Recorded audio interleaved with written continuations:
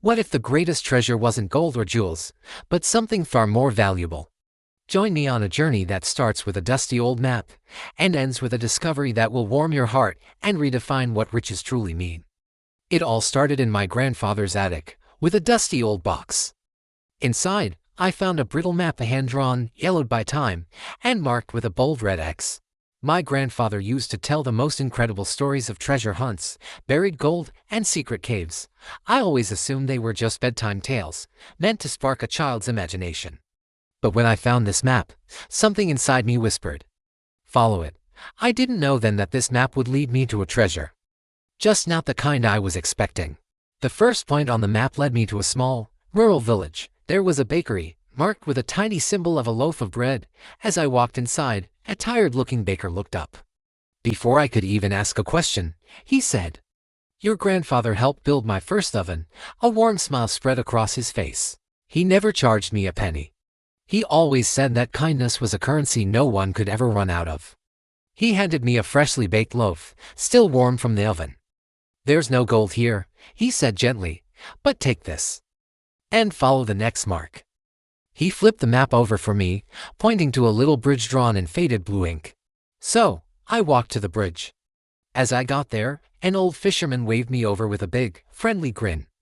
"You must be his grandchild," he said, his eyes twinkling. "He once spent an entire night helping me keep my boat from sinking during a terrible storm."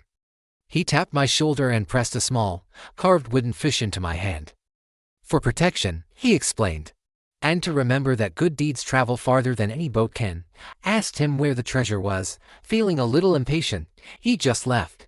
"You'll know when you find it," he replied. And then he pointed toward the forest, the next mark on the map, deep in the forest. I heard a sound. It was the sound of crying. I followed it and found a little girl standing all alone, clutching a broken bicycle. She had fallen, scraped her knee, and was completely lost.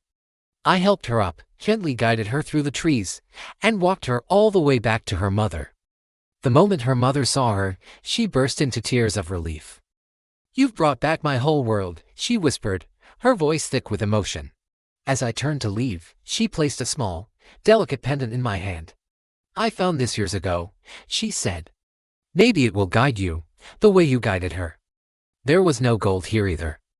But the warmth spreading through my chest felt richer than any treasure I could imagine.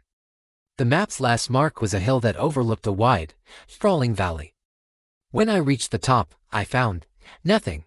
Just grass, the open sky, and a profound silence. There was no chest. No jewels. No treasure at all. I sat down on the grass, feeling a wave of frustration wash over me. What had my grandfather meant by all this? Why would he leave a map if there was nothing at the end? Then, I heard footsteps. At first, it was just a few, but soon, there were dozens.